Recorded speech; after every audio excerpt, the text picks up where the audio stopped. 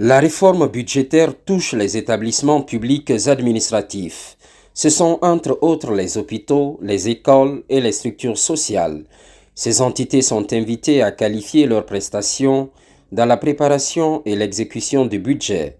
Un partage sera fait sur les différents outils déployés. Le ministère du Budget veut s'assurer de l'efficacité de ces cadres durant le processus. Nous avons pour cette année dans notre agenda, après avoir digitalisé l'exécution du budget pour les services déconcentrés de l'État, notamment à l'intérieur du pays, nous voulons faire de même pour les EPA, donc la production des outils sur les livrables à produire tout au long de la mise en œuvre du calendrier budgétaire par ces structures-là.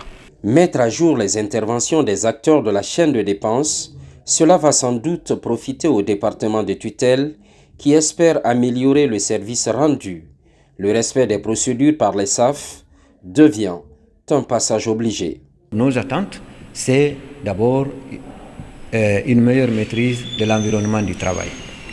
Il faut que les gens sachent dans quel environnement ils travaillent, quel est le statut de la structure au sein de laquelle ils sont appelés à travailler, quels sont les autres acteurs avec lesquels ils vont interagir, notamment les directeurs généraux de ces établissements publics ou les directeurs des services, les contrôleurs financiers, les agents comptables et toute la documentation, les pièces justificatives qu'il faut réunir pour une bonne exécution du budget de l'État.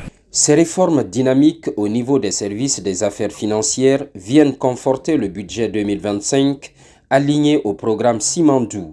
Le pilier 4 traitant des questions de finances intéresse le ministère du Budget.